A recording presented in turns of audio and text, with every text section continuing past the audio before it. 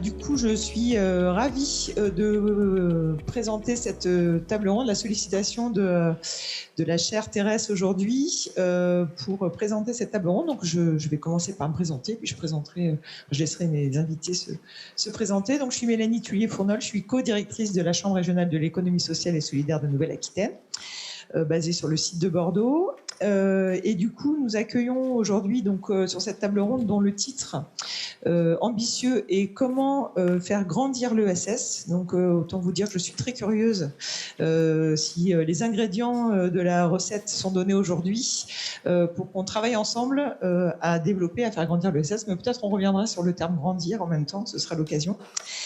Du coup, pour m'accompagner sur cette table ronde, j'ai le plaisir d'accueillir Emmanuelle Faunéron, présidente du Césaire Nouvelle-Aquitaine, Robert Lafort, professeur émérite et créateur du master ESIS de Sciences Po Bordeaux, Marilyn Philippi, professeur économiste à Bordeaux Sciences Agro, et Martin Georges, jeune alumni du master ESS ESIS de Sciences Po et président de la SIC Access, dont l'Assemblée générale constitutive vient de s'achever juste avant.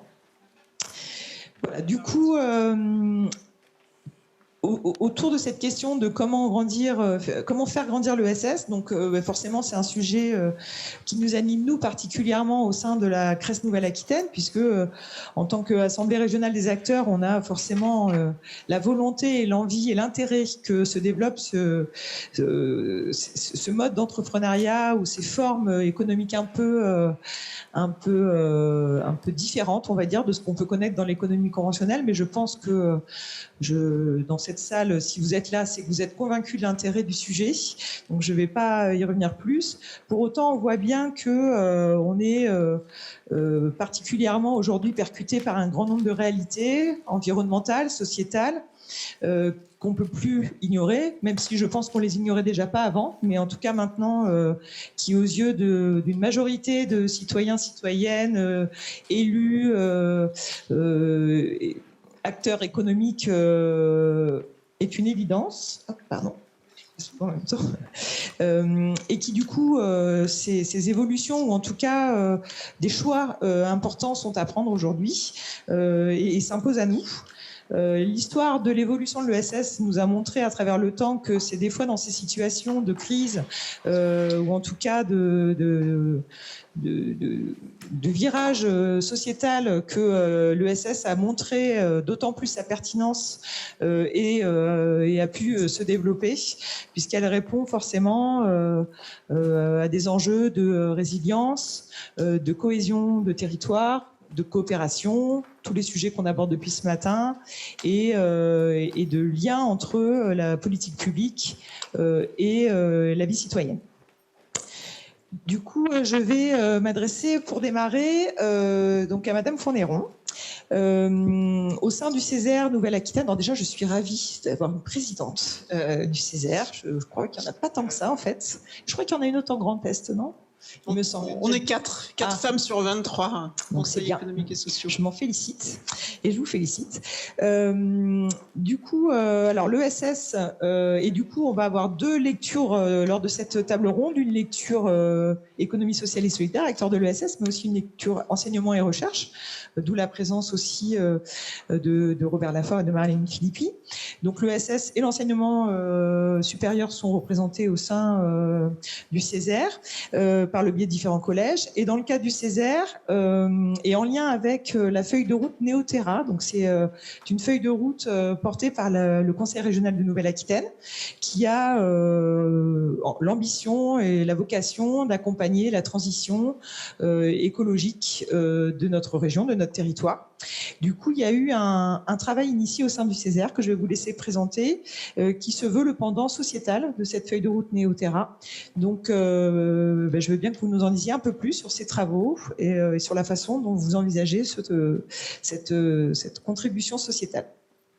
Merci, bonjour à toutes et tous. Peut-être juste avant de répondre à votre question, je vais juste présenter ce qu'est le Césaire, parce que je ne suis pas sûre que tout le monde connaisse déjà l'acronyme et encore moins l'institution qui est derrière l'acronyme. Donc le Césaire, c'est le Conseil économique, social et environnemental régional de Nouvelle-Aquitaine. On est en fait une assemblée, la seconde assemblée de la région Nouvelle-Aquitaine, et on est une assemblée consultative. Donc on a pour mission en fait d'émettre des avis, des préconisations, des propositions sur les politiques régionales pour les élus, enfin à destination des élus régionaux. Donc notre champ d'intervention, c'est vraiment déjà tout le territoire de la région Nouvelle-Aquitaine et toutes les compétences du conseil régional. Et l'autre particularité du Césaire, c'est d'être ce qu'on appelle la représentation de la société civile organisée, c'est-à-dire que les 180 membres, puisque nous sommes 180, représentent chacun des organisations. Donc on a effectivement, vous avez mentionné nos collèges, on est répartis en 3 grands collèges. Le collège des acteurs du monde économique, où siègent les représentants des chambres consulaires, des syndicats patronaux, des représentants des principales filières économiques présentes dans la région Nouvelle-Aquitaine.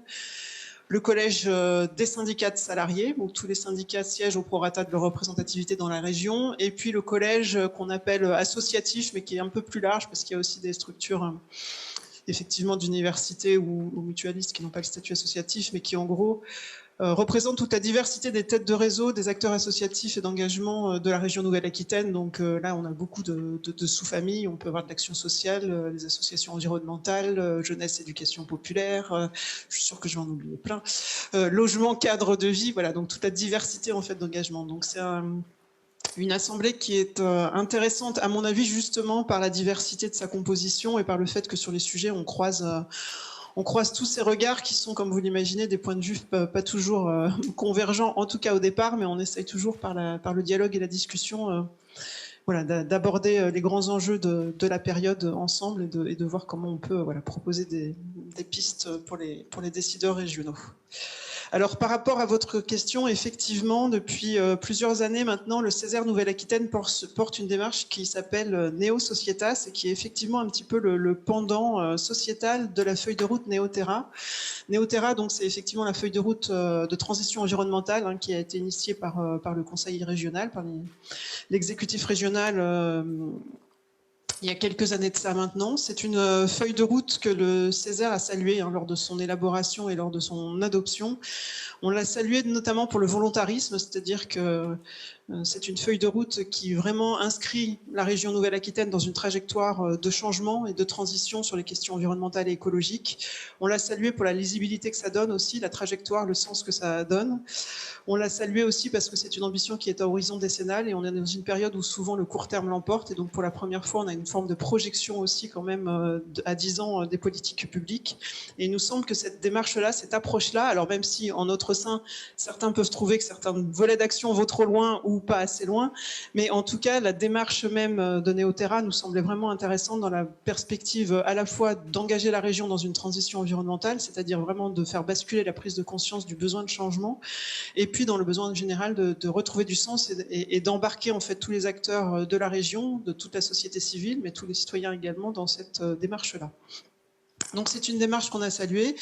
On a en parallèle initié la demande finalement de peut-être créer le deuxième pilier d'action qui serait Neo Societas. Donc bon, vous comprenez le petit clin d'œil qui avait été fait à ce moment-là en termes de construction du nom, mais qui part du constat qu'il y a aussi dans notre période de forts défis en fait sur les questions sociales, sociétales, à la fois autour des précarités et des inégalités, autour des discriminations, autour de l'isolement, autour de la défiance démocratique aussi. Ce sont en fait un ensemble de sujets qui nous préoccupent énormément au Césaire et qui travaillent et qui traversent nos différents travaux, et donc il nous semble qu'il faut aussi peut-être afficher le même volontarisme politique autour de ces enjeux-là, de ces questions-là, et donc vraiment afficher une volonté de se dire que la lutte contre ces inégalités et contre ces problèmes de société qui perturbent notre cohésion sociale, finalement, ne sont pas une fatalité, mais qu'on peut sans doute agir pour, et qu'il est en tout cas intéressant de se reposer la question et de voir comment on peut mobiliser toutes les compétences d'une région et toute l'action de la société civile organisée autour de ces questions-là. Donc c'est ça, avant tout, Neo Societas, en fait, c'est une demande, c'est une ambition de se mobiliser, un appel finalement à se mobiliser contre les déterminismes sociaux qui bloquent les trajectoires, contre tout ce qui assigne les gens en fait sur leur territoire ou dans leur trajectoire sociale, tout ce qui restreint en fait l'espace de citoyenneté et de participation. Et il nous semble que sur ces enjeux-là, il y a un enjeu, une évolution qui est d'abord d'ordre culturel à mener, une évolution des mentalités et des comportements aussi, et donc vraiment une lutte aussi, je dirais, de conviction qu'on peut agir sur ce terrain-là.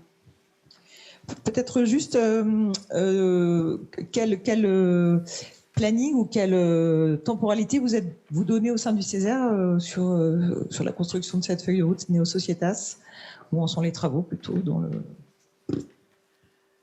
Comme je l'ai dit, le Césaire, en fait, on est une assemblée consultative. C'est pas nous qui élaborons les feuilles de route. Nous, on donne des avis et des préconisations au Conseil régional, aux élus régionaux, pour élaborer leurs feuilles de route. Donc, Neo Societas, c'est avant tout une proposition de démarche, en fait, qu'on établit, qu'on porte.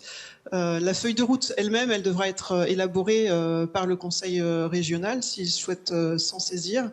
Ce qui nous semble en tout cas, c'est que la démarche que la région avait menée sur Neoterra est tout à fait pertinente à être reproduite sur Neo Societas, à savoir que sur Neoterra, en fait, les choses ont commencé d'abord et avant tout par un comité scientifique, enfin deux même en même temps. Il y a eu un comité qui s'appelle Acclimatera, qui est un comité scientifique pluridisciplinaire qui a travaillé sur les enjeux du dérèglement climatique et leur traduction concrète en fait sur le territoire néo-aquitain, ce qui permet d'éclairer à la fois la problématique et les leviers aussi d'action pour l'action régionale. Et il y a eu un deuxième comité scientifique d'ailleurs qui s'appelle Ecobiose et qui là s'est intéressé plutôt aux questions de biodiversité. Ce sont tous les deux des travaux absolument passionnants d'ailleurs que je vous invite à regarder parce que je pense que dans la prise de conscience en fait des enjeux, ce sont des travaux qui sont vraiment extrêmement utiles. Donc sur Neo Societas, la démarche qu'on propose est effectivement de copier en fait tout simplement et de mettre en place d'abord et avant tout un comité scientifique pluridisciplinaire. Alors quand je dis scientifique, certains m'avaient repris dans mon assemblée sur le mot, il s'appellera peut-être à la fin comité éthique ou on verra. En tout cas, c'est pas scientifique au sens purement sciences dures. Il y aura bien sûr une place forte et importante à donner aux sciences humaines et sociales et à toutes les formes de travaux de recherche. Mais la première démarche, voilà, qu'on souhaiterait en tout cas pouvoir initier, c'est avant tout une démarche de cette nature-là. Parce qu'il y a à mon avis deux enjeux. Le premier étant d'objectiver les choses. Déjà, ce qui évitera d'ailleurs de sortir parfois d'un débat un peu de posture sur ces questions-là. C'est vrai que quand on arrive sur les questions de précarité, de discrimination, d'inégalité, on peut figer beaucoup les débats, y compris d'ailleurs en notre sein, le Césaire, où on a quand même pourtant normalement une tradition de dialogue, y compris sur des sujets compliqués. Voilà, donc je pense que avoir un regard extérieur de recherche basé sur des études et des travaux méthodologiquement sérieux nous aidera aussi et aidera collectivement le débat et le dialogue et l'avancée démocratique sur ces questions-là.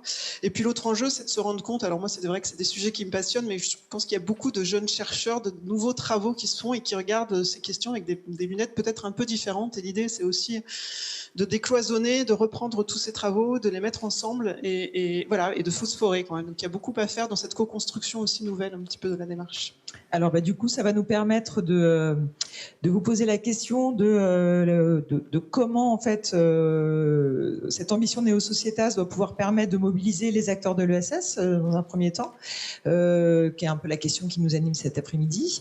Comment ça va l'aider, comment ça peut aider à faire grandir l'ESS, et notamment on l'a évoqué et puis vous l'avez évoqué aussi dans vos propos, en quoi ça peut être une réponse aussi aux enjeux exprimés. Alors on sort d'une crise Covid, mais avant la crise Covid, on avait un mouvement Gilets jaunes qui nous avait envoyé déjà quelques messages. Et puis on a aussi toute une stratégie nationale aujourd'hui portée par l'État sur la lutte contre les inégalités. Vous en avez parlé déjà, mais du coup, en quoi, selon vous, ça doit permettre de mobiliser les acteurs de l'économie sociale et solidaire autour de cette ambition? Alors effectivement, la crise Covid a révélé sans doute un certain nombre de fragilités, mais au Césaire, nous, pour les avoir étudiées, on considère qu'elles étaient structurellement déjà préexistantes avant et que ça n'a fait peut-être que faire basculer encore un peu plus dans la difficulté une partie de la population, mais que les causes structurelles étaient déjà là présentes avant. Il y a eu les Gilets jaunes, il y a eu d'autres mouvements sociaux. On a même une succession de mouvements sociaux. Alors on en pense ce qu'on veut sur le fond ou pas de la mobilisation, mais il y a eu une nuit debout, il y a eu MeToo, il y a eu effectivement les Gilets jaunes, il y a les mouvements de nature Black Lives Matter ou suite à la mort de George Floyd.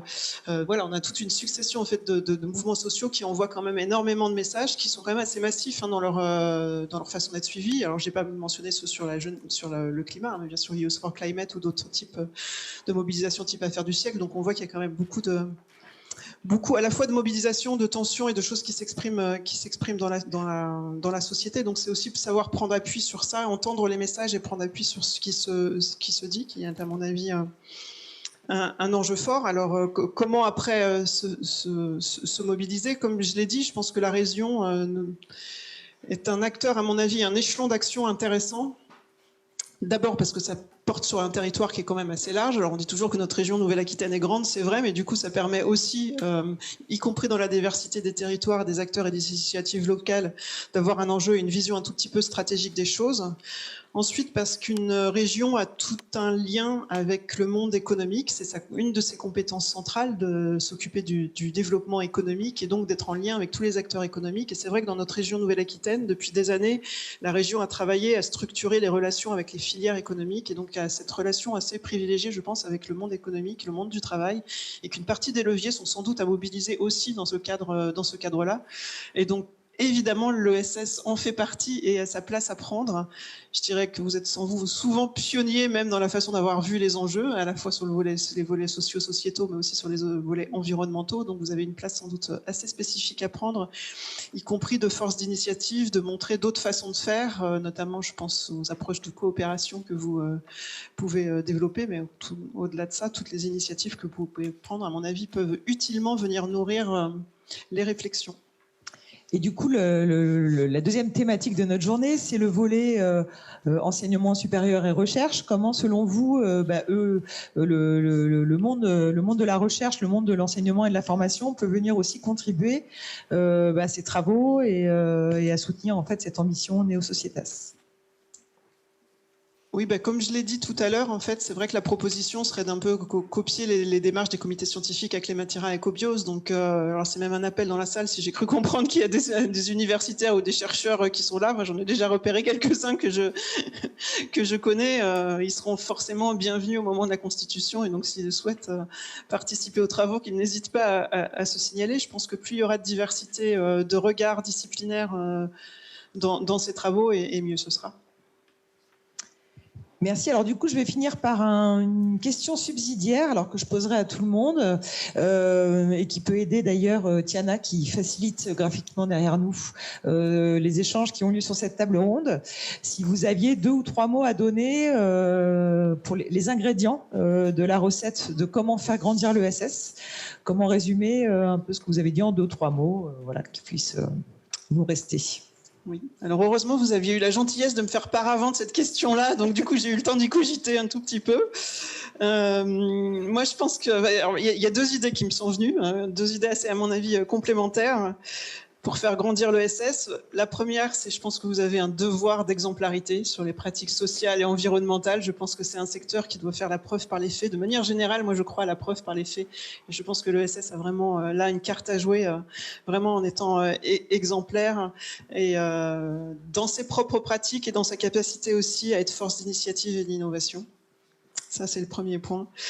Et la deuxième idée qui m'est venue, ou suggestion, que je livre à votre réflexion, c'est emparez-vous de toutes les activités, de tous les secteurs de l'économie. Il ne faut absolument pas que l'économie sociale et solidaire reste enfermée justement dans certains domaines d'activité, mais vraiment, je pense qu'elle a vocation et légitimité à s'emparer de tous les secteurs d'activité. Voilà. Tout à fait. Eh bien, merci beaucoup. Alors, ce que je vous propose, c'est que je ne vais pas prendre les questions au fur et à mesure des interventions. On va écouter nos 4 intervenants et intervenantes, et puis on prendra un petit tour de table ensuite, un petit tour de salle de questions. Du coup, pour poursuivre sur ces échanges, du coup, je vais m'adresser maintenant à Robert Lafort. Donc, Robert, merci d'être présent aussi aujourd'hui. Donc, comme je l'ai dit, ancien directeur et fondateur et directeur du Master ESIS de Sciences Po Bordeaux. Aujourd'hui, jeune retraité, on peut le dire, mais encore très actif. Et du coup, on est du coup intéressé pour avoir aussi la vision, pour le coup enseignement.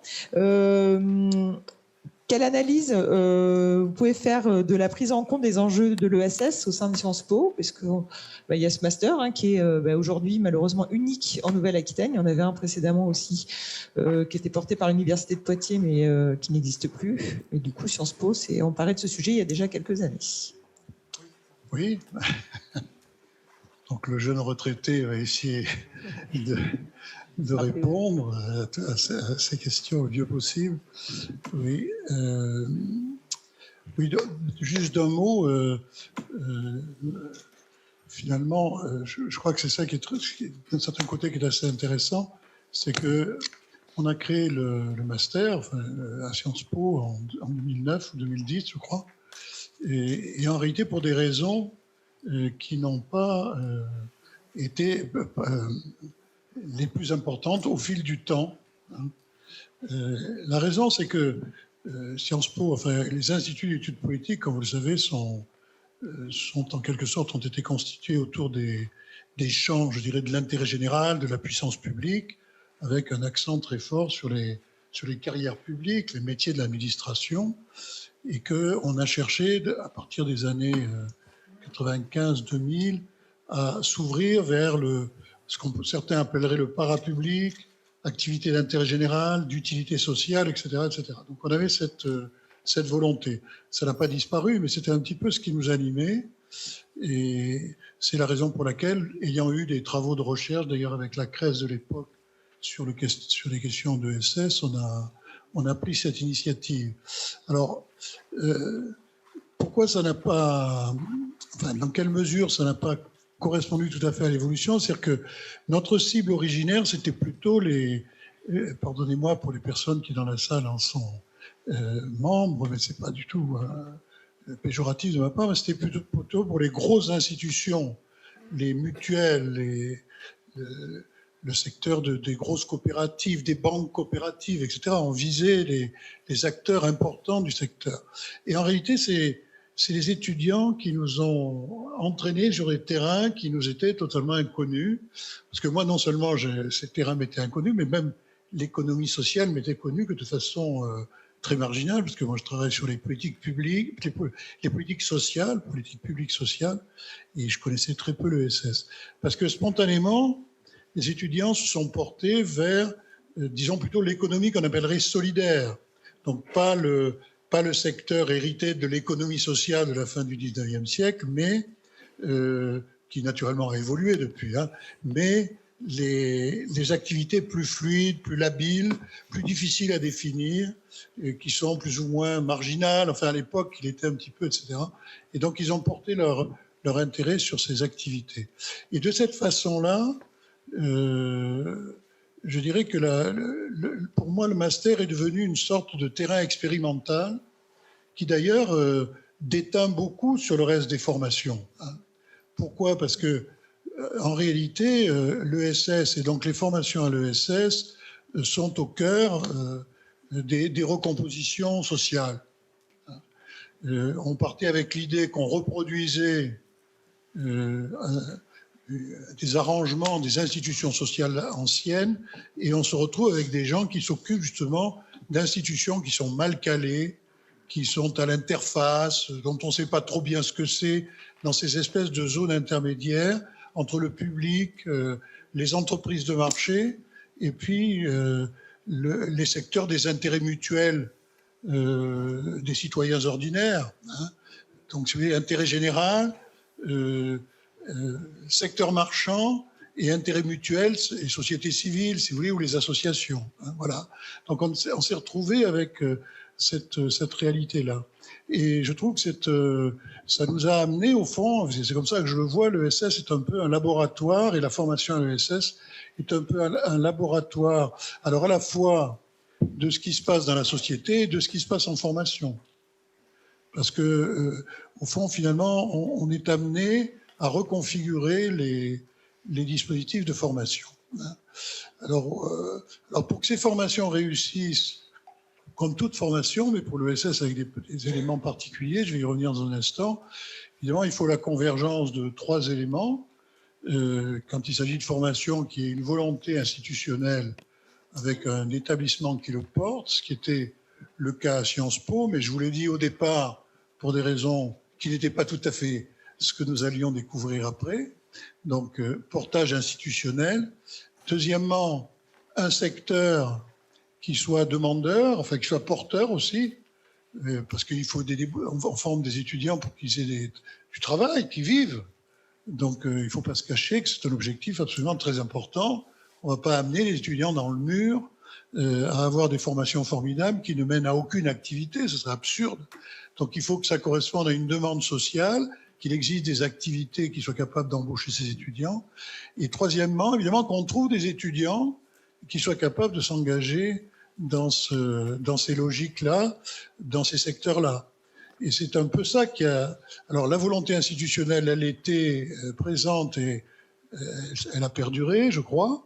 La preuve, c'est que nous sommes ici aujourd'hui, donc ça n'a fait que croître et prospérer. À partir des 8 ou 10 premiers étudiants du master, on a une configuration évidemment qui n'a plus rien à voir avec ça.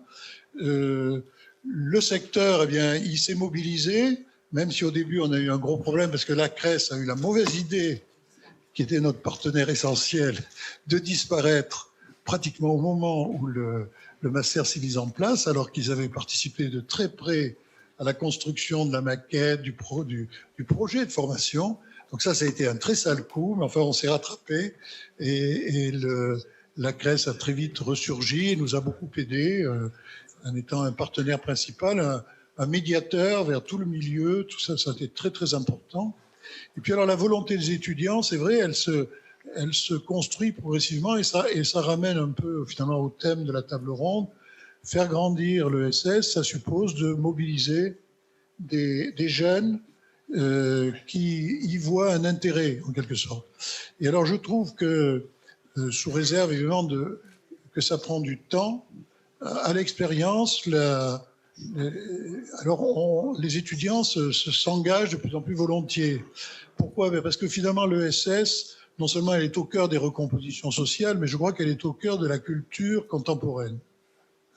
Elle répond à des attentes très fortes dans la culture contemporaine. Et donc la culture contemporaine, les étudiants en sont évidemment les principaux porteurs, beaucoup plus que moi, qui suis très vétuste et qui suis né dans un autre siècle, à une autre époque, où on n'avait pas du tout les mêmes cadres et le même contexte. Cette culture contemporaine, de quoi s'agit-il? Et c'est ça qu'il faut essayer de renforcer par la formation initiale et formation continue.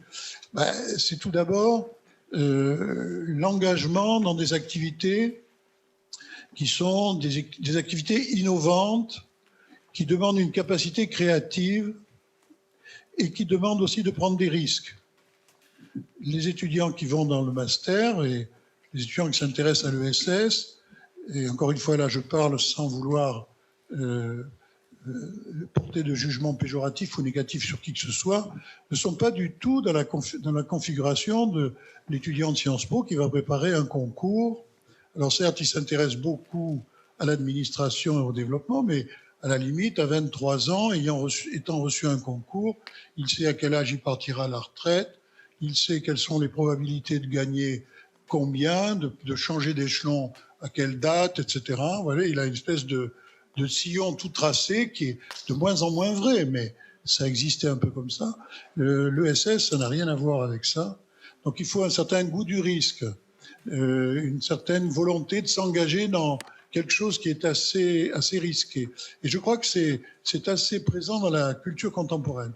Vous avez aussi, évidemment, ça c'est beaucoup dit, la recherche d'avoir des activités qui ont du sens. c'est-à-dire qui ne soit pas simplement la projection d'ambitions individuelles, tout aussi respectables qu'elles soient, parce qu'elles ne disparaissent pas, les ambitions individuelles. Personne n'abandonne jamais ces ambitions individuelles, fussent-elles totalement désintéressées, car être désintéressé, c'est avoir de l'intérêt pour le désintéressement. Hein, donc, on n'élimine jamais ça, mais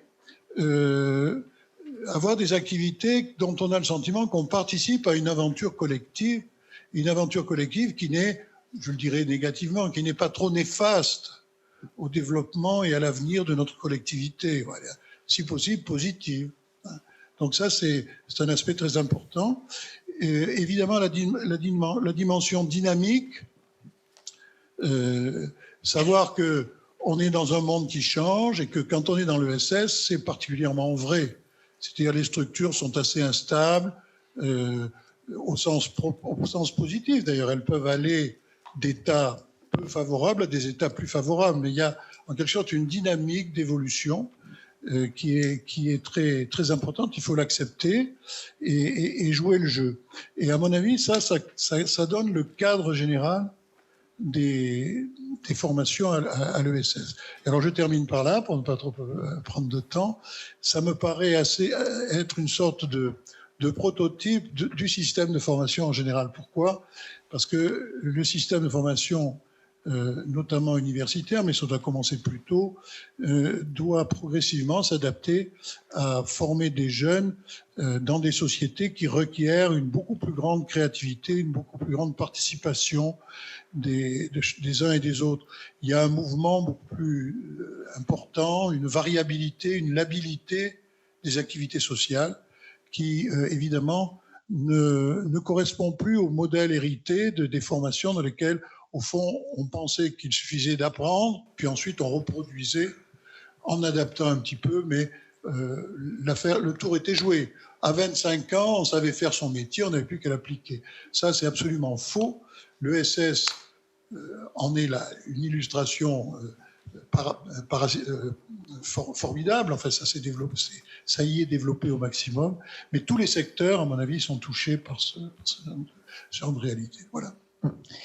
Du coup, peut-être pour aller toujours dans le sens de la question, comment la formation, l'enseignement. Donc là, on a parlé formation aussi initiale, et puis on pourrait y revenir avec Martin ensuite. Mais il me semble que la vision était déjà très moderne et très jeune finalement dans ce que nous avons entendu. On verra si Martin a du coup des choses à compléter par rapport à ce qui a été dit. Sciences Po a aussi développé une formation continue, l'executive master. Du coup, comment aussi cet outil de formation continue, cet executive master, il peut être aussi soutien dans le développement de l'ESS, notamment à destination des dirigeants de l'ESS. Oui, ben, la formation continue, je pense que ça, c'est très important. Formation tout au long de la vie, c'est comme ça un peu que je l'appelle. C'est-à-dire que, justement, je viens de le dire, le monde est une sorte d'aventure dont on ne connaît, si on peut en comprendre les tenants, on ne peut pas en prédire les aboutissants.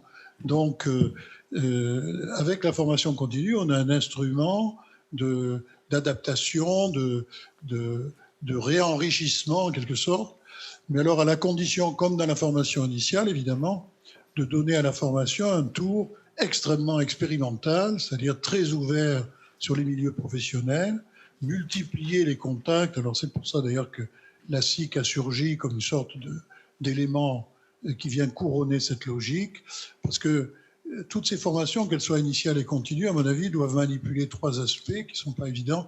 D'abord, une excellente culture générale. Donc, c'est ce qu'on essaye de faire. Doter les gens d'une capacité à comprendre le monde dans lequel ils vivent. Voilà, de façon assez générale. Donc, éviter les cloisonnements disciplinaires qui sont trop restrictifs, en quelque sorte. Hein, et comme chacun le sait, pour un marteau, dans le monde, il n'y a que des marteaux et des têtes et des clous. Hein. Non, il n'y a pas que des marteaux et des clous. Donc, quand on a une spécialité, on a tendance à fermer le regard. Donc, une très, très bonne culture générale, s'appuyant bien sûr sur les sciences sociales et les sciences humaines, c'est le premier niveau. Deuxième niveau, sinon maîtriser, au moins avoir des ouvertures sur des activités plus spécialisées, c'est-à-dire par exemple la gestion, la dimension économique, etc. Mais évidemment, on ne peut pas former des gens qui soient des comptables, on ne peut pas former des gens qui soient des économètres, on ne peut pas former des gens qui soient des juristes capables de faire un recours devant une juridiction, etc. Mais des gens qui savent que ce problème existe, qui en maîtrisent quand même quelques rudiments pour ne pas laisser de côté des aspects de cette nature. Donc, se familiariser avec les diverses composantes des activités, non pas pour les pratiquer soi-même, mais pour les maîtriser avec un regard surplombant peut-être, mais qui permet quand même de ne pas faire n'importe quoi. Et puis alors, troisième élément, évidemment, c'est la pratique. Et à cet égard, dans les formations, de plus en plus, mettre en jeu des capacités d'expérimentation par les étudiants. Et puis j'irai même plus loin, puisque c'est un des axes de la chaire, là, ce qu'on va essayer de découvrir, via la formation continue, introduire à ce qu'on appelle la recherche-action, qui est une vieille idée d'Henri Desroches, hein, c'est-à-dire former des gens qui ont une suffisante capacité à saisir les éléments qui composent une réalité, qu'ils soient capables d'aider et de susciter dans les milieux professionnels, dans les activités eux-mêmes, des capacités à les comprendre, à les construire rationnellement, à organiser leur action de façon la plus rationnelle possible. Je pense que ça c'est très important. Et c'est un horizon. Comment faire rentrer la recherche au sens d'élucidation des tenants et aboutissants d'une activité à l'intérieur même des organisations. Alors naturellement, j'en termine là-dessus, tout ça, ça bouleverse la gouvernance, les professions, les modèles hiérarchiques, etc., etc. Et là, tout est à inventer. Parce que c'est pas parce que vous supprimez une hiérarchie en disant tout le monde est au même niveau que vous éliminez le pouvoir dans les organisations. Il existe. Donc s'il n'est pas nommé et s'il n'est pas confié sous forme d'autorité instituée à tel ou tel, il reparaît souvent de façon beaucoup plus dramatique, parce que là, il n'est pas du tout canalisé. Donc tout ça est à repenser, et ce sont, à mon avis, des horizons très intéressants pour la formation. Tous les enjeux du travail en coopération aussi, de l'organisation du travail dans ces modalités un peu différentes. J'ai même question, 2-3 mots pour faire grandir l'ESS, ou alors je retiens culture générale plus voilà, oui. plus comme activité spécialisée. J'ai culture générale, recherche participative, hein, et puis mobilisation collective, mais de façon construite, c'est-à-dire en se méfiant des idées qu'il suffit de réunir les gens pour qu'il y ait un débat, que du débat sortent des décisions. Mais non, enfin tout ça c'est très gentil, mais ça ne marche pas du tout comme ça. Il y a des pouvoirs, il y a des institutions, des systèmes institutionnels à mettre en place, il y a des pratiques de la gouvernance à organiser, à structurer. Merci Robert. Du coup, je vais toujours sur dans l'esprit de la question de la préparation, de faire grandir l'ESS et de préparer l'avenir, la relève. Il nous paraît aujourd'hui difficile d'imaginer le développement et la croissance de l'ESS sans s'interroger sur la place des jeunes au sein de leur croissance. Ça me plaît pas trop en ce moment, mais j'ai pas mieux pour l'instant en magasin. En tout cas, une évolution. On va parler d'évolution peut-être. Du coup, alors Martin, en tant que porte-parole de la jeunesse, on va dire, quel regard tu portes toi sur l'engagement des jeunes aujourd'hui, sur leurs aspirations? Alors Robert a déjà donné quelques éléments et quelques clés dans la perception qu'on peut avoir aujourd'hui, mais du coup, qu'est-ce que tu peux, quels éléments tu pourrais apporter complémentaires à ce qu'a évoqué Robert juste avant?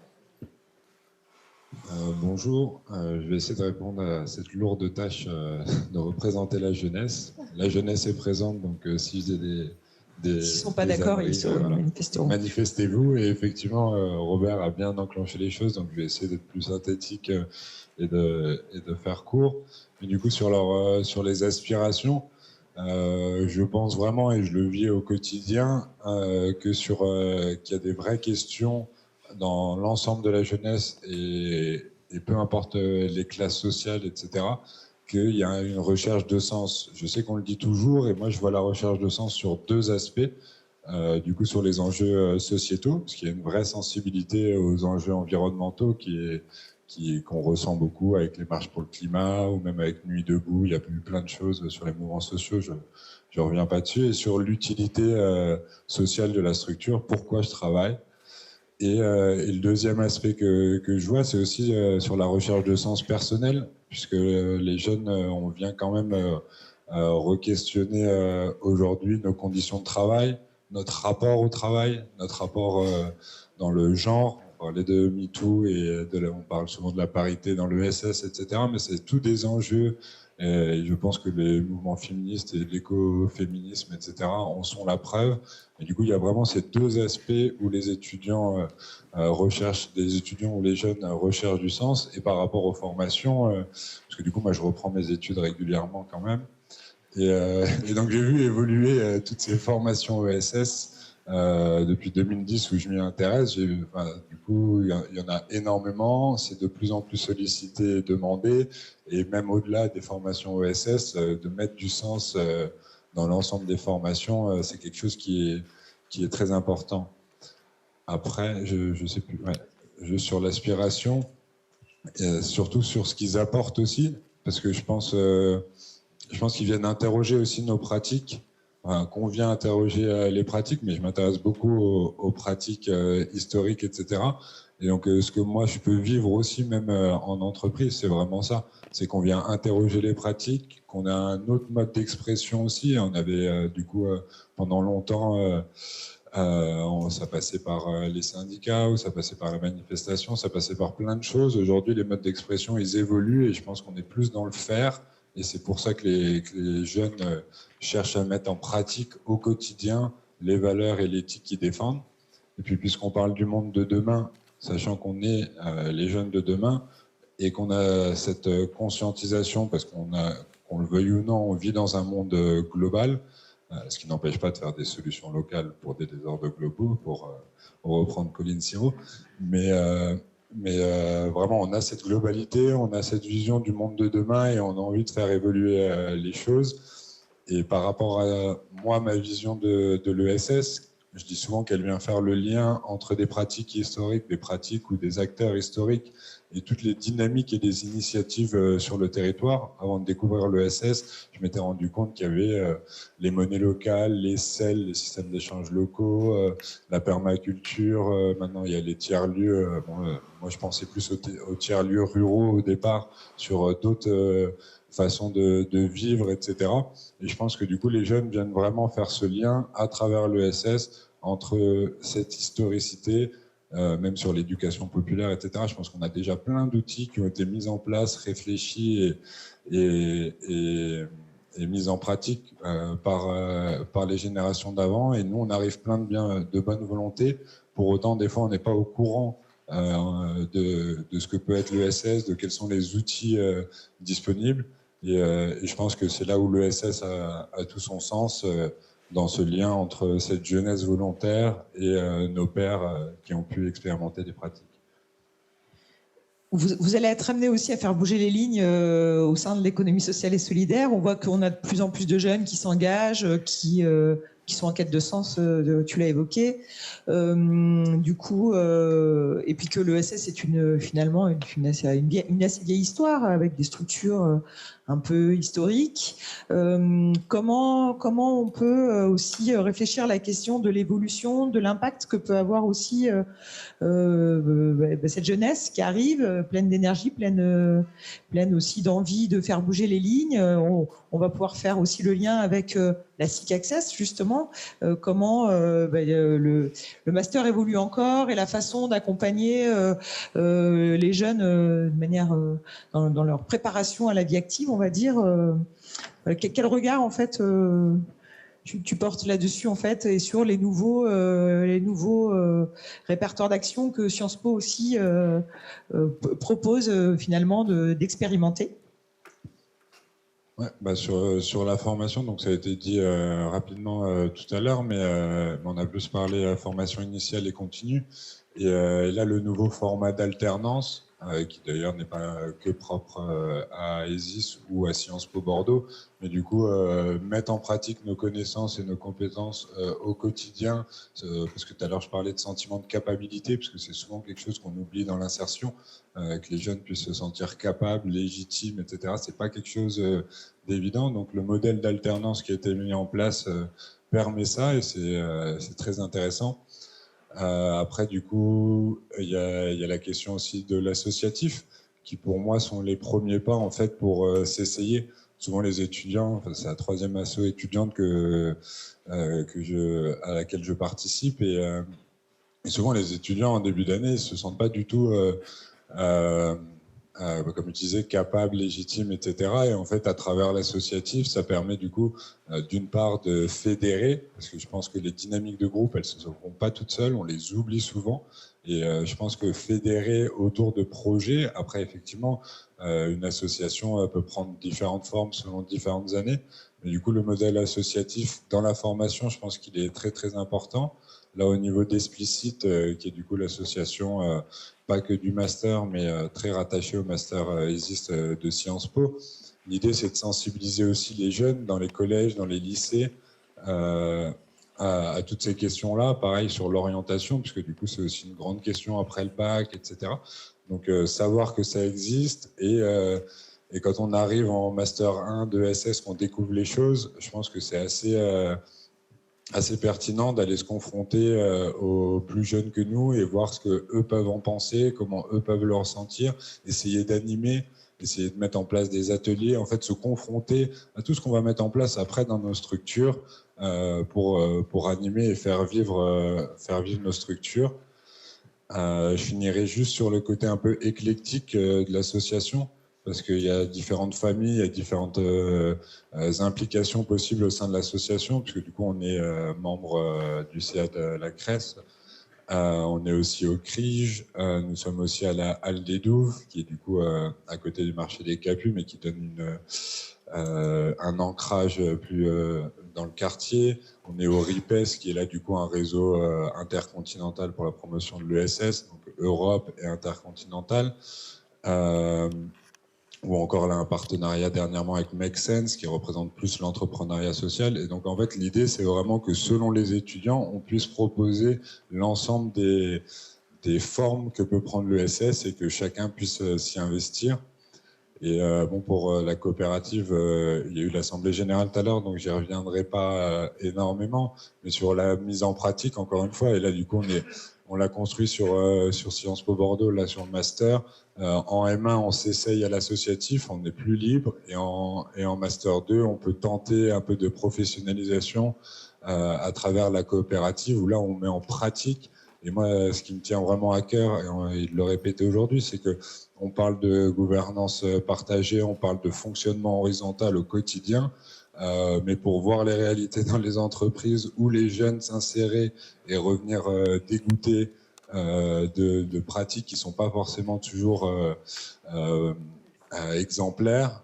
Je pense que là, s'essayer dans le cadre d'un master, dans le cadre des études, avec ses camarades en confiance, entre guillemets, c'est le meilleur moyen pour aller vers cette professionnalisation et pouvoir faire bouger les lignes quand nous, on rentrera dans l'ESS, quand nous, on rentrera sur le monde du travail, et puis de faire le lien entre les différentes formations, pouvoir aller voir les réalités sur le territoire et participer aux réflexions. On parlait de la recherche, etc. tout à l'heure.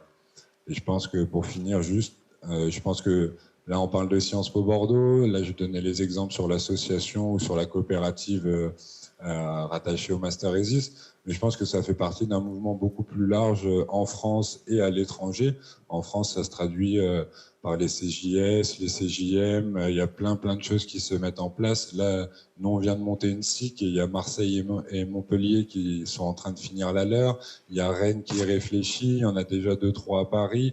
On s'est beaucoup inspiré de ce qu'a fait la SIC de Montpellier, qui a été clé dans tout ce qu'elle a pu nous apporter pour monter cette coopérative, et on a pu du coup aller plus loin grâce à eux. Et donc voilà, il y a tout cet écosystème et ce mouvement plus large qui est en marche, désolé pour l'expression, mais auquel je crois beaucoup. Au mouvement, pas... On a bien compris. Deux mots pour la recette. Comment faire grandir l'ESS ? En deux mots. Alors du coup, le premier, ce sera fédérer, partager sur les familles, sur les façons de faire, comme je disais, et sur les pratiques, et diffuser. Dans le partager, il y a aussi diffuser, mais échanger entre nous. Et surtout acculturer et s'approprier. Ça reprend un peu ce que vous disiez tout à l'heure, mais je pense que sur la culture de coopération, c'est vraiment très très important, et c'est pour ça que ça me tient autant à cœur de participer à la formation, aux questions d'éducation, etc. Parce que cette culture, je pense qu'on veut tous de la démocratie directe, on en parle depuis longtemps, mais qu'on n'est pas du tout prêt, et que même dans les institutions, quand on ouvre les institutions, etc., ou les structures, en fait, l'implication de chacun, on n'a pas ces habitudes-là. Et je pense que créer ces cultures de coopération et s'approprier les outils qui sont aujourd'hui disponibles, c'est les gros enjeux de demain pour faire grandir l'ESS. C'était un petit peu plus de 2-3 mots, mais j'ai retenu l'essentiel. Merci Martin. Et du coup, alors tu l'as un peu évoqué, ça me permet de faire le lien avec la question de la recherche. Donc, merci Marilyn Filippi d'être avec nous aussi aujourd'hui. Donc, je rappelle, professeur économiste à Bordeaux Sciences Ingro. Vous avez notamment travaillé sur la question des gouvernances coopératives, et vous travaillez actuellement sur un rapport collectif sur la question des responsabilités territoriales des entreprises. Du coup, avec votre regard de professeur, chercheur, quelle contribution selon vous de la recherche à la question des transitions, en tout cas au regard de tout ce qu'on a pu évoquer depuis tout à l'heure, et puis peut-être on peut revenir sur le mot grandir qui nous a fait un petit échange tout à l'heure. Merci beaucoup. Donc merci, et puis merci pour l'invitation. On a une journée vraiment très très riche et très très dense. Alors effectivement, je me suis dit grandir. Alors grandir, pourquoi utiliser grandir dans l'ESS ? Alors est-ce que la phrase de Coluche m'est venue à l'esprit ? C'est quoi la bonne taille ? Est-ce que c'est une question de taille ? Coluche disait, c'est quand les pieds touchent le sol, la bonne taille. Est-ce que grandir, ça veut dire passer en maturité, ou en tout cas avoir un âge, une reconnaissance, etc. Alors du coup, je me suis dit, tiens, si c'est ça, Timothée, il va peut-être être sensible au regard un petit peu historique sur la question. Et aujourd'hui, voilà, cette année, on fête le centenaire de la RECMA, qui est la revue d'économie sociale et internationale, et qui, dans son numéro qui vient de sortir, revient sur 100 ans de revue en publiant des articles, des extraits sélectionnés sur des articles qui sont sortis entre 1920 et 1980 pour, avec à chaque fois une introduction pour une mise en contexte, voir comment finalement des textes fondateurs permettent d'éclairer ce qu'est la recherche, ce qu'a été la recherche en économie sociale et maintenant solidaire. Donc en fait, je me suis dit, tiens, voilà, peut-être que ça va nous aider à comprendre ce que peut apporter la recherche, et qu'est-ce que la recherche aussi en économie sociale. Et finalement, ce qui est frappant, c'est de voir que quand la revue elle est créée par des chercheurs engagés, voilà, Gide, Lavergne, qui décident de travailler avec des acteurs chercheurs, c'est-à-dire des acteurs qui réfléchissent aussi à leur pratique et à leur engagement. Et ça, c'est très intéressant parce qu'on voit que finalement, aujourd'hui, on n'est pas tout à fait dans cette situation-là. Alors, qu'est-ce qui s'est passé ? Mais très brièvement, on a une évolution où au démarrage, on a vraiment l'engagement de se dire qu'il faut faire de la recherche, engagée au service de prendre en considération les besoins. Et puis, progressivement, une évolution dans les besoins. On passe finalement des coopératives de production, on se tourne vers un peu la consommation, et progressivement on va faire une évolution aussi sur la prise en compte d'autres besoins. Et ce mouvement, il va s'accompagner finalement d'une recherche qui va prendre un peu de distance, qui va commencer à devenir un peu plus institutionnalisée ou un petit peu plus scientifique, et qui donc va conduire finalement un petit peu quelque part à un certain éloignement. Et ce qu'on voit finalement arriver maintenant dans les années, je dirais 2000, c'est l'éclatement des besoins. On voit les grands défis, hein, les changements climatiques, la biodiversité, toutes ces grandes questions, elles font naître des besoins, et que ça soit dans l'atelier de ce matin, bon, je n'ai pas vu les 2 autres ateliers, mais en tout cas l'atelier auquel j'ai participé, c'était extrêmement riche d'expériences. La table ronde de ce matin et de cet après-midi a montré également qu'il y a beaucoup de besoins de recherche. Et je reprendrai l'expression finalement que Robert a dessiné, c'est un lieu d'expérimentation. Et on cherche à répondre à ces besoins-là.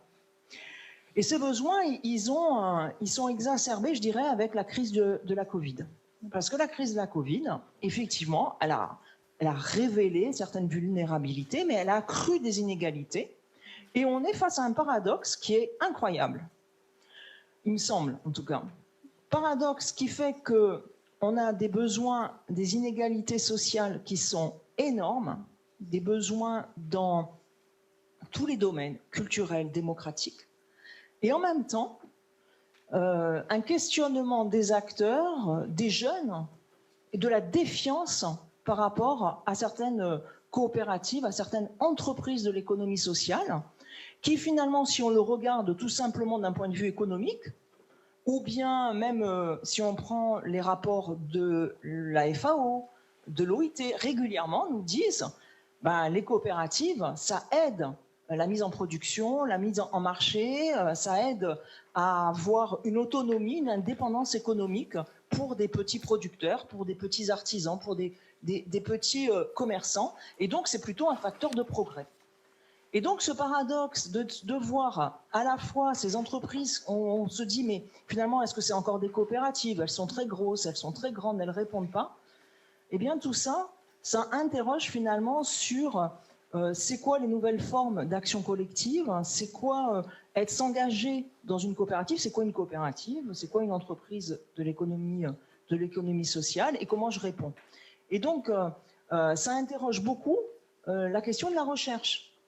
Sur finalement, c'est quoi une recherche en économie sociale et solidaire. Alors je dirais pour voir peut-être sur ce que c'est, je vais m'appuyer tout simplement sur la conférence de recherche de l'Alliance coopérative internationale qui a eu lieu en juillet dernier, organisée pour justement le centenaire de la RECMA d'ailleurs, et qui avait lieu en ligne, et qui a fait finalement ressortir un certain nombre d'éléments, de caractéristiques sur ce que c'est cette recherche, qui n'est pas une recherche forcément... qui est une recherche un peu particulière, je dirais. On va revenir sur le pour et sur et avec les acteurs.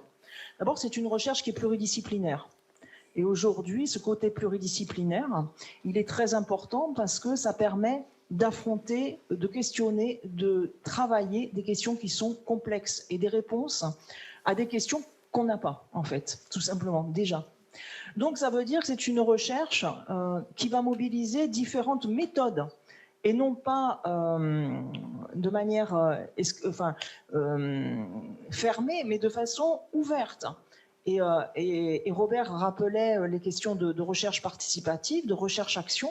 Mais effectivement, on a un certain nombre de panels d'outils pour aider à quantifier, pour aider à repérer, pour aider à analyser et monter des dispositifs avec des acteurs qui puissent trouver des solutions, qui puissent accompagner des solutions. Et troisième élément, cette recherche en ESS, eh bien, elle a un caractère international. Donc ça, André Chaumel avait déjà ouvert cette question-là, de prendre en compte ce qui se passe en dehors de la France, bien sûr, mais en dehors aussi de l'Europe. Regardez ce qui se passe dans le Sud, regardez ce qui se passe à l'Est, regardez ce qui se passe dans les différents contextes. Parce qu'en fait, ce qui est intéressant, c'est vraiment de pouvoir confronter ces différentes situations et de pouvoir apprendre. Et là, la recherche, elle a, je dirais, un avantage et un devoir qui est de pouvoir développer des comparaisons, des analyses pour monter en généricité et accompagner les acteurs à trouver des solutions, mais avec eux. Pas de façon descendante en leur disant bien sûr ce qu'il faut faire ou penser, mais plutôt à regarder comment on peut co-créer, co-construire des solutions face à ces défis qui sont énormes. Merci. Du coup, on l'a évoqué aussi, donc le besoin de mieux connecter l'ESS avec le monde de la recherche. Au-delà de la question comment la recherche peut accompagner l'ESS, il y a eu déjà des éléments de réponse dans ce que vous avez évoqué. Se pose la question de, on a d'un côté des acteurs de l'ESS qui ont besoin de la recherche, on a des chercheurs qui tendent à s'intéresser à l'économie sociale et solidaire, mais des fois peut-être la connexion est pas tout à fait, on va dire, naturelle. Du coup, vous aviez une analyse en préparant cette table ronde sur du coup comment on favorise la connexion entre un monde de la recherche qui a déjà aussi ses programmes de recherche peut-être déjà un peu envisagés, puis des acteurs de l'ESS qui connaissent pas bien les chercheurs. Comment on facilite cette connexion entre ces deux mondes selon vous? Quel ingrédient du coup on pourrait y mettre? Alors je ne sais pas si j'ai la recette miracle. Ce qui est certain, c'est que surtout dans le système français, on est souvent confronté aux exigences qu'on appelle de l'académisme et qui font que justement le cloisonnement, la réflexion en silo, c'est préféré parce que c'est plus simple à évaluer des fois et qu'on sait, on maîtrise mieux quoi. Et alors là, je me dis, je sais pas, donc j'ai pas de recette, j'ai pas de solution miracle, mais il me semble que si on regarde la question du territoire, on a là la base d'une réconciliation. Pourquoi? Parce que dans le territoire, et ce qui fait la force finalement et ce qui permet peut-être de lier ces deux mondes, c'est l'idée qu'il n'y a pas de solution toute faite et que chaque contexte est vraiment particulier et c'est en créant en fonction des besoins des acteurs locaux et du local qu'on peut arriver à trouver des nouveaux moyens, des innovations, à être créatif, à dégager des synergies et puis du coup faire redonner du sens aussi bien aux solutions pérennes, mais aussi à la recherche. On parle de nouvelles formes d'action collective, de coopérativisme, de voir comment on peut retrouver la force de l'engagement. Et on le voit avec les jeunes. C'est important de les associer, c'est important qu'ils ont une énergie. Et ça, il faut arriver à justement pouvoir non pas la canaliser, mais au contraire l'accompagner pour qu'elle soit créatrice et qu'elle soit aussi en capacité de trouver des solutions, des pérennes pour d'autres acteurs. Et là, on a beaucoup à apprendre et on a beaucoup à construire. Donc moi, il me semble que le territoire, pour ça, c'est un enjeu, c'est un lieu de création qui est fabuleux et qui permet de réconcilier il me semble, utilement. Merci du coup. Alors, même exercice que pour les, que pour les collègues.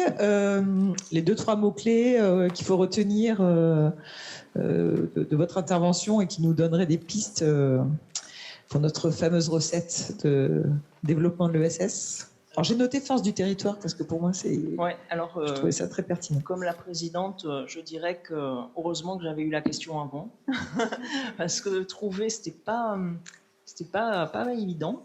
En fait, je pense qu'il y a un terme pour essayer de changer un petit peu les termes habituels. Je dirais la proximité, une proximité solidaire. Voilà.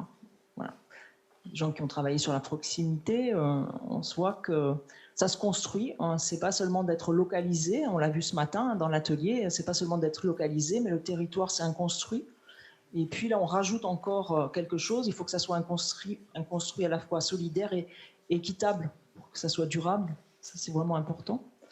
Et puis le deuxième terme, je dirais, alors bien sûr, le lieu d'expérimentation, j'aime beaucoup, quoi.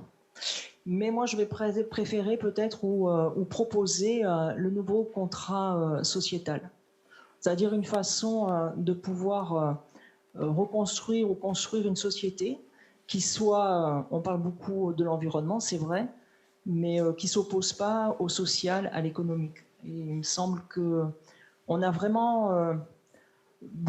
il me semble en tout cas qu'on a vraiment besoin de repenser ça parce que les questions de solidarité, de gouvernance, de démocratie, aujourd'hui, elles sont cruciales. Et voilà. Merci beaucoup. Puis tout se connecte, hein, effectivement, ça nous renvoie vers Neo Societas.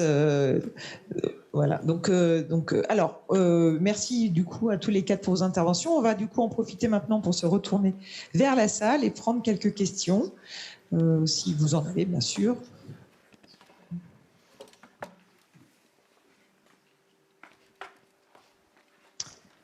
Est-ce qu'il y a des questions? Peut-être qu'il faut laisser le temps d'absorber tout ça. Si vous avez d'autres ingrédients dans la recette, n'hésitez pas, on rajoutera tout ça.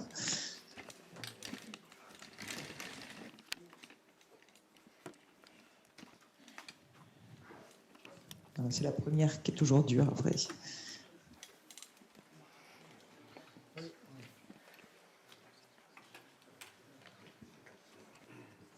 Merci, bonjour. Je suis Laetitia Devel, je suis responsable économie de la culture à l'agence culturelle départementale IDAC. Mais là, je voulais simplement plutôt prendre la parole sur un retour d'expérience de mon poste précédent, dans lequel j'étais chargée de l'innovation sociale sur un poste à l'université Bordeaux-Montaigne, où donc pendant de nombreuses années, on a essayé en effet de relever ce défi de déployer la recherche-action et de faire en sorte que ce monde de la recherche académique soit davantage en prise et en lien avec le monde socio-économique. Et alors, je ne sais pas si c'est un ingrédient, mais en tout cas, riche de ces années d'expérience, ce qui est certain, et je rebondis sur ce que vous disiez, il y a un vrai souci déjà de reconnaissance dans la carrière académique des chercheurs de ces actions et de ces engagements en faveur du monde socio-économique auprès d'acteurs de terrain. Et ça, c'est vraiment un levier. Tant qu'on n'arrive pas à trouver la solution, alors on peut avoir des chercheurs pleins de bonne volonté et c'est un véritable engagement, qui s'engagent auprès d'acteurs pour travailler avec eux sur des problématiques. Mais c'est vrai qu'on a toujours ce frein. Donc c'est ce qui rend les choses un peu compliquées. Et il reste beaucoup à faire sur cette question-là, surtout en sciences humaines et sociales. Merci. Ouais. Une réaction peut-être? Ouais. Je sais pas, mais spontanément, je me dis, il ne faut pas désespérer. On a un prix Nobel féminin qui finalement a basé sa vie sur de la recherche comparative. Donc, c'est vrai que c'est dur, il faut en avoir conscience, mais c'est possible. Oui, je pense que oui. Sans vouloir raisonner de façon univoque, en disant il y a des choses qui ne vont pas, et puis il faudrait faire autre chose.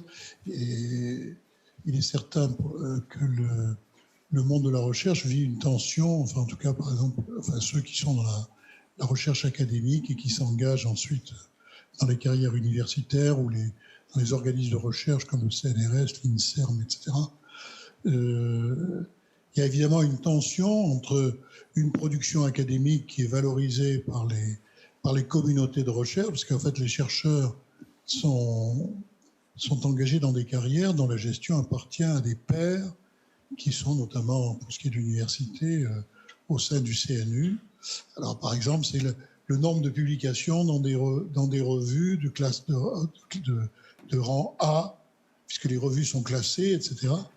Donc, pour entrer dans cette logique, il est évident qu'on est obligé de réduire les activités qui sont beaucoup plus en prise avec la société, qui sont beaucoup plus valorisables dans la société, mais qui ne correspondent pas aux critères d'évaluation des systèmes académiques. Donc là, il y a une tension, il ne faut pas la nier. Il y a un autre phénomène aussi qu'il faut bien prendre en compte, c'est la hiérarchie entre les objets de recherche. il y a des objets de recherche qui sont légitimes, des objets de recherche qui le sont moins. Par exemple, dans le secteur que j'ai bien connu, si vous voulez, dans la labellisation académique des professeurs de droit, il vaut mieux faire du droit des affaires que de se préoccuper de la protection sociale. Et la protection sociale, il y a un tout petit noyau de gens qui s'y intéressent. Pourquoi ? Parce que c'est un objet qui passe pour moins légitime. D'ailleurs, si vous prenez un programme d'une faculté de droit, vous le verrez, il y a quelques cours, quand ils existent encore, sur la sécurité sociale, mais qui sont renvoyés en second cycle, qui sont à option souvent, etc. La sécurité sociale qui représente quand même, au bas mot, si on la prend au sens large, 720 milliards d'euros par an. Donc, excusez-moi du peu, personne ne s'en occupe, curieusement. Les économistes de la santé sont moins valorisés que d'autres types d'économistes. Donc vous avez là des hiérarchies qui font partie de la vie sociale et de la façon dont se structurent les centres d'intérêt. Alors on ne pourra pas l'éliminer, mais il faut savoir que si on veut promouvoir certains objets et certaines méthodes, il y a du chemin à faire et il faut essayer il va falloir, d'une certaine façon, lutter pour que la reconnaissance de l'objet et la reconnaissance du travail soient effectives. Merci. Une autre question ? Oui. Oui, donc moi je suis Gis, je suis membre de l'association Maison de l'économie sociale et solidaire en Pays Basque. J'ai trouvé très très intéressant toutes les tables rondes depuis ce matin. Et il y a un élément qui me manque un petit peu aujourd'hui, c'est si on veut faire grandir l'ESS, est-ce qu'on n'aurait pas oublié les citoyens ? Les simples citoyens qui ne sont pas encore acteurs, mais qui pourraient le devenir, et qui surtout ne savent pas forcément ce qu'est l'ESS. Madame Forneron disait que l'ESS a légitimité à être dans tous les champs, sauf qu'aujourd'hui, il y a énormément de gens qui, lorsque vous parlez d'économie sociale et solidaire, vous répondent « Ah, c'est l'épicerie sociale ?» C'est-à-dire que c'est très réducteur. Et donc, je pense qu'à un moment donné, informer et faire confiance aux acteurs pour informer les citoyens, c'est peut-être un des aspects qu'on oublie peut-être. Quelqu'un veut réagir ? Juste pour dire que je suis assez d'accord, oui, c'est tout à fait ça que je voulais dire. Emparez-vous par tous les secteurs, quoi. Ne restons pas cantonnés sur effectivement l'action sociale de proximité, ou en tout cas avec cette image-là, parce que je sais que dans la réalité, il y a déjà d'autres secteurs. Mais, ouais. Du coup, je me permets de compléter. Effectivement, l'ESS est relativement présent dans tous les secteurs d'activité. On parle des citoyens, mais même dans les salariés de l'économie sociale et solidaire, on constate qu'il y a un sentiment d'appartenance qui est quand même pas tout à fait, qui se place pas tout à fait au même niveau selon si on appartient à une épicerie sociale et solidaire, par exemple, ou à une SCOP du bâtiment. Voilà, pour donner deux exemples un petit peu opposés. Et du coup, effectivement, ça passe et par la sensibilisation et l'éducation à l'ESS des citoyens, mais même des salariés dans le secteur, qui travaillent dans le secteur de l'économie sociale et solidaire. Et comme on l'évoquait tout à l'heure avec le témoignage de Martin, ça démarre. Nous, on intervient même dans des écoles, en fait. C'est vraiment à tous les âges de la vie qu'on doit travailler ces questions de mobilisation citoyenne, mobilisation de chacun, en fait, autour de l'économie sociale et solidaire. Est-ce qu'il y a d'autres questions ? Par ici, pardon. C'est pas une question, c'est plutôt une observation. Donc, Ivan Ramirez, ancien de master à USS et aspirant doctorant. J'ai une observation à faire, c'est les contradictions de l'ESS, qui sont très riches en même temps. On parlait d'un lieu d'expérimentation, on parlait éventuellement d'une mission comparative et dans la construction internationale de ce qu'est l'ESS. Mais moi, acteur de l'ESS, en tant qu'éventuellement élément un peu étranger, mais très bien intégré, je vois qu'il y a des contradictions. Par exemple, le fait de vouloir faire ou prouver un sérieux dans l'économie sociale et solidaire amène à des logiques très hiérarchiques. C'est-à-dire que finalement, en voulant prouver quelque chose, on essaie de copier le modèle qui est déjà là. Et donc, en fait, ça va biaiser dans pas mal de structures, soit des structures telles qu'associations, coopératives, etc., qui vont reproduire ces modèles traditionnels et qui n'arrivent pas à débloquer par le fait de prouver quelque chose. Donc ça, c'est mon première observation. Et la deuxième, c'est éventuellement comment coopérer. Parce que à chaque fois, éventuellement, il y a des solutions qui vont émerger partout dans les territoires. Et ça va créer une sorte d'engouement compétitif de qui a la meilleure solution. Donc en fait, comment mettre en réseau, comment ingréner tous ces types de solutions, ça me paraît important. Donc s'il y a dans le temps à venir des personnes intéressées, je suis vraiment très, on va dire, je ne trouve pas le mot, mais bon, je suis à la recherche des personnes qui sont intéressées à discuter sur ces genres de contradictions qui sont quand même bloquantes dans l'économie sociale et solidaire, dans nos structures, et qui ne permettent pas de faire. Pourquoi? Il y a plusieurs projets, en tant que porteur de projet, en France, avec des méthodologies des publics très diverses. Je me trouve parfois, éventuellement, dans ces appareils bloquants, qui ce n'est pas seulement des fautes de l'institution ou des porteurs de projets, mais plutôt du contexte en tant que tel. Parce qu'il n'y a pas vraiment un droit de l'expérimentation. Ce droit de l'expérimentation, il va être nié de par le fait qu'on va copier une structure. Donc, c'est plutôt un questionnement qui est découplé dans les 12 observations que je viens d'énoncer. Donc, voilà, c'était ce que je voulais dire. Si quelqu'un veut réagir. Je vais peut-être faire un petit commentaire. Sur le premier point, lorsqu'on a fait le colloque de l'Alliance internationale, le mot qui est sorti, c'est ouverture. Ouvrir les entreprises, ouvrir les coopératives, ouvrir les collectifs sur la communauté. Et c'est pour ça que le territoire est très important. Parce que justement, en faisant cette ouverture-là, on va prendre en compte les besoins dans toute leur complexité. Et ça va permettre de répondre donc à votre premier point. Et concernant le deuxième point, je dirais que si on va jusqu'à si on applique vraiment les principes coopératifs, par exemple, et notamment l'engagement vers la communauté, eh bien, effectivement, on peut avoir de la compétition, mais cette compétition, il faut que ce soit de l'émulation, et pas une compétition, je dirais, forcenée, quoi.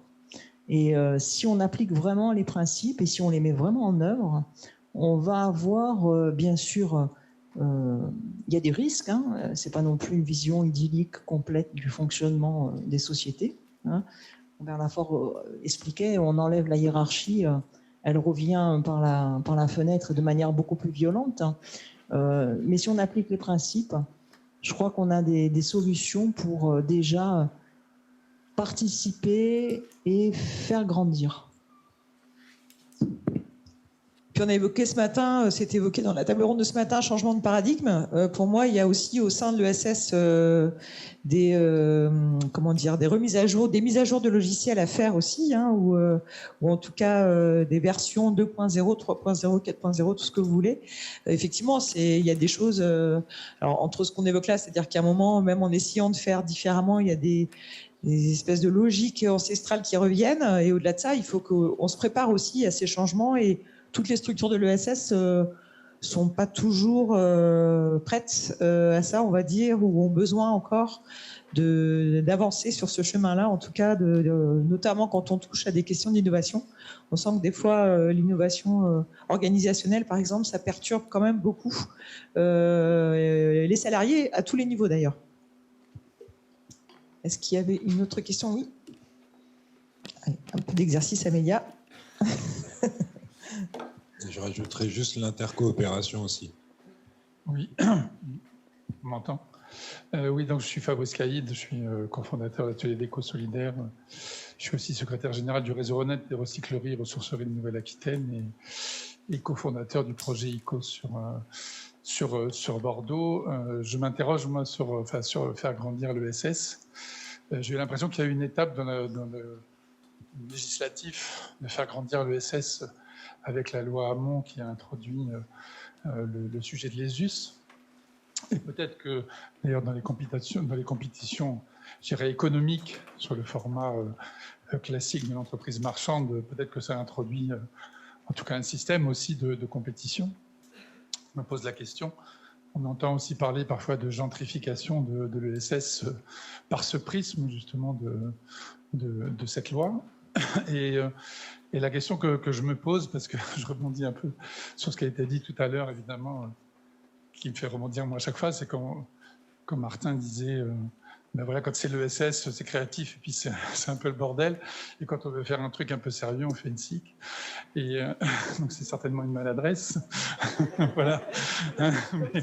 Mais évidemment, ça fait une espèce de raisonnement important. Donc voilà, ce sujet de la gentrification, ce sujet de l'ESUS. Nous, on nous demande, association aujourd'hui, d'avoir un agrément ESUS. On voit la stupidité du sujet. Enfin, voilà, c'est quand même incroyable que nous, on doit demander à la préfecture de valider qu'on est bien dans l'ESS. Et donc, c'est tous ces sujets, en fait. Et puis là, on voit aussi les nouvelles lois avec des entreprises à mission. On voit voilà, des grandes organisations qui prônent. Et dans tout ça, enfin, je dirais que grandir l'ESS, en fait, tout le monde a envie de grandir sur un même modèle, en ayant quand même un modèle de compétition qui se généralise, j'ai l'impression, dans l'ESS. Et c'est ça, moi, qui porte à ma réflexion.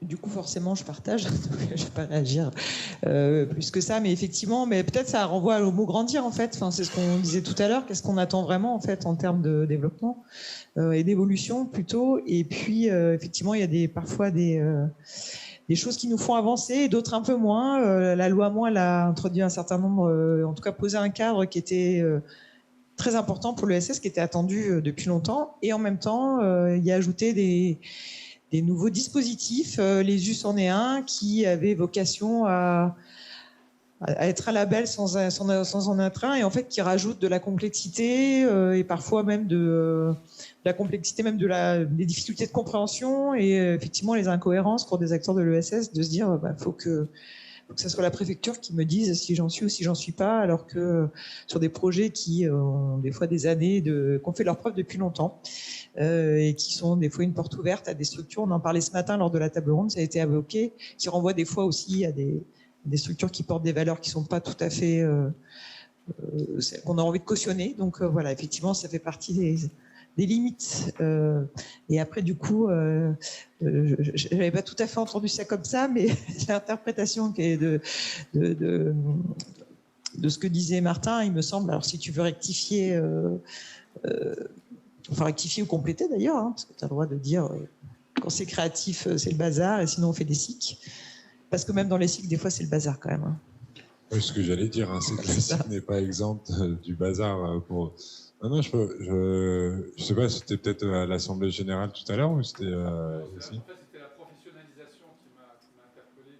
À partir du moment où on passait en SIC, il y avait une professionnalisation du SIC. Ah oui, non, et du coup, c'était sur le côté étudiant, en fait. Oui. Sur le côté association en première année, où on s'essaye un peu plus, on a plus le droit à l'erreur, etc. Et avec le modèle économique de la coopérative, où là, on est en lien direct avec les entreprises, etc., où ça professionnalise.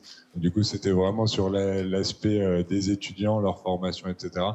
Pas du tout une vision globale de l'ESS où je partageais d'ailleurs. Appliqué au master, en fait, appliqué à la formation. Oui, voilà, à l'évolution des étudiants au sein du master et de leur insertion et de leur mise en pratique.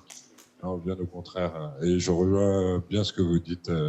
Et même pour rebondir un peu sur ce qui avait été dit avant, je pense que des fois c'est dommage que l'ESS soit reconnu que par ces grands acteurs, etc. Parce que les associations ne se sentent pas membres de l'ESS, ou en tout cas n'en ont pas forcément toujours conscience, alors que je pense que sur les territoires, le lien social, les dynamiques, etc., elles passent essentiellement par ça. Et moi j'en suis issu et j'en suis plutôt fier et heureux, et j'ai envie de porter un peu ça, parce que les blocages, des fois, peuvent être frustrants.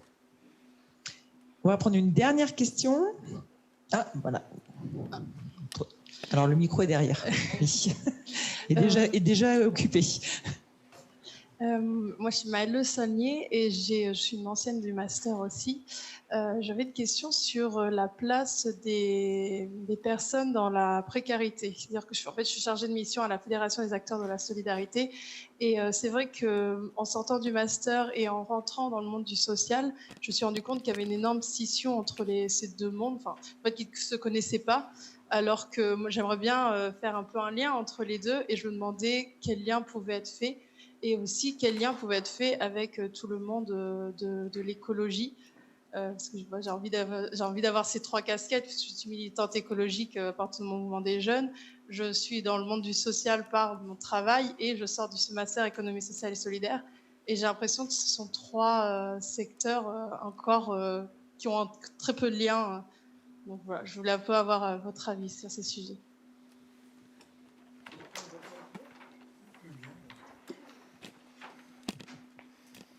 Je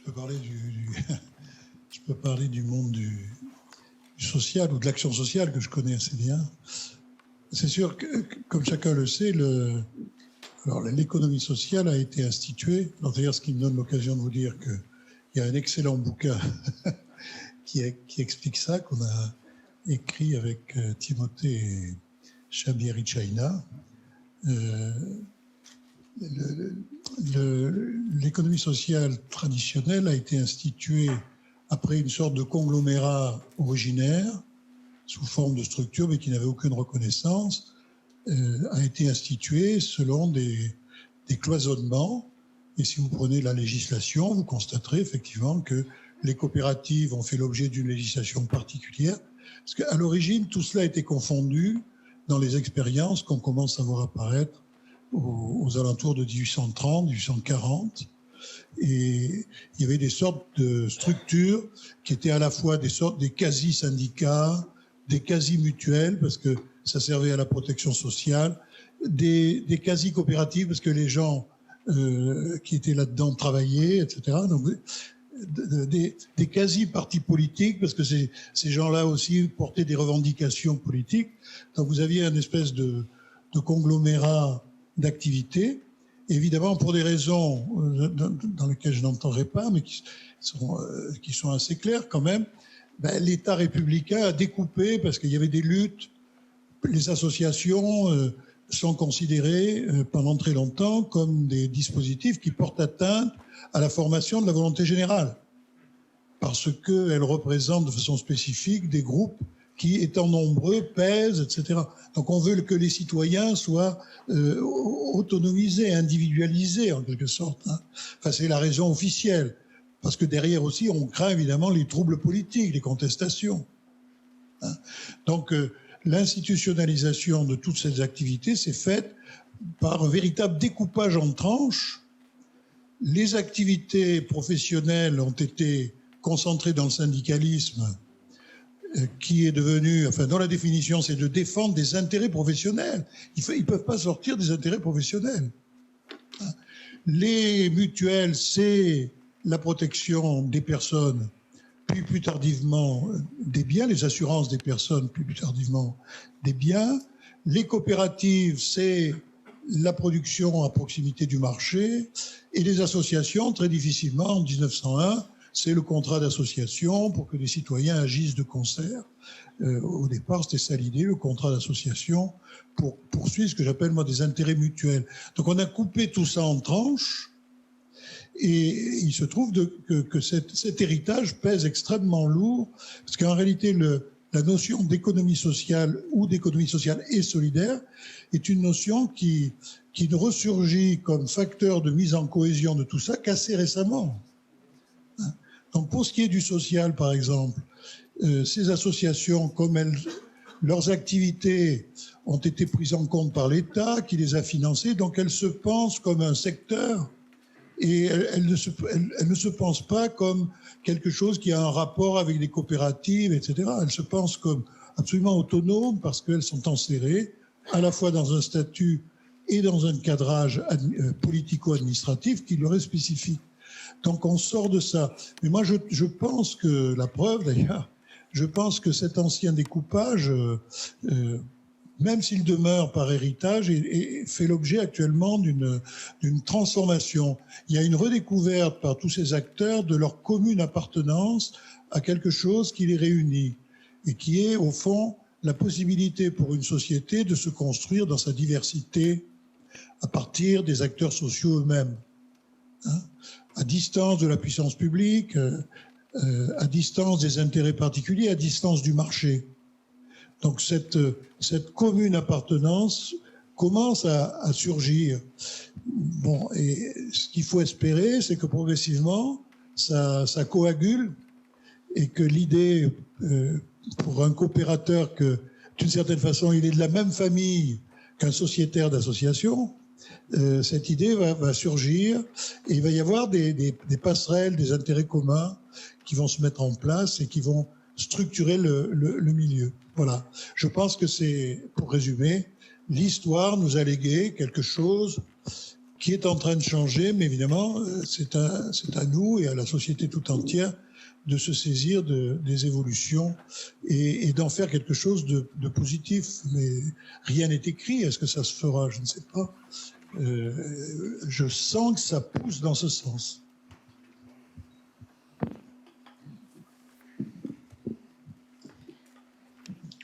Ouais.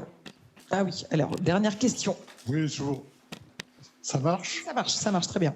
Je vous remercie d'abord, et ça rejoint ce que disait Robert Laffort. Moi, je pense à ces coopératives qui existaient autrefois et de solidarité. Dans le milieu rural, il y avait ces personnes qui venaient au secours des autres, parce qu'on n'a pas parlé de tout ce registre santé. Moi, je représente l'URIOPS Nouvelle-Aquitaine et l'UNIOPS, et je siège au Césaire à ce titre-là. Mais je pense qu'il faut retrouver cet esprit qui existait. Moi, je me souviens d'avoir assisté au niveau des regroupements de mutuelles, si vous voulez, de la mutualité française en particulier, où il y avait ces principes. Et cela, on ne peut pas complètement les gommer, si tu veux, Robert. Et je crois qu'ils existent encore. Ça, c'est mon sentiment. Et ça rejoint un peu ce que l'ESS aussi apporte, surtout dans les milieux ruraux, que je connais bien, en particulier du Périgord et de la Dordogne. Maintenant, je voudrais féliciter cette dame parce que vraiment, j'ai l'impression que l'ESS, sous sa plume, est en train de grandir. Et je voudrais savoir si elle pouvait commenter, et je vois pas, j'ai peut-être pas une assez bonne vue, où sont les territoires. Parce que ce qui est important, c'est les territoires, tout part de là. Des territoires et des personnes qui animent le territoire. Vous parliez de citoyens tout à l'heure, mais il faut savoir que le citoyen, c'est avant tout un habitant, c'est un électeur, et tout ça est important. Voilà, je vous remercie. Merci. Alors moi, c'est dans ma liste des ingrédients, le territoire, la force du territoire. Donc, il me semble que je le vois aussi écrit. Voilà. Et donc, merci Tiana Castelnau pour cette illustration en fait de nos échanges. J'irai cocher tous les ingrédients de ma recette. Alors, qu'est-ce que ça va devenir? Amélia, Timothée. On l'affiche à l'entrée de Sciences Po. Voilà. non, on le conserve évidemment et puis on va le diffuser largement. Enfin, on va en diffuser les copies. Du coup, ce sera la contribution de cette journée à l'ambition Neo Societas aussi. Ça pourra vous donner des éléments de travail. Et puis, du coup, on relaiera aussi tout ça. À moins que vous ayez un petit mot à rajouter les uns les autres. Sinon, je vous remercie en tout cas à tous les quatre. Oui, un petit mot. Moi, je vais peut-être juste rajouter un petit mot parce que je trouve que le nom de la chaire, c'est voilà, ça illustre bien le symbole à la fois de cette journée, des enjeux aussi. Moi, j'ai été frappée par quelque chose. C'est une journée d'anniversaire. Il y a beaucoup de monde pour souffler la première bougie de la chaire.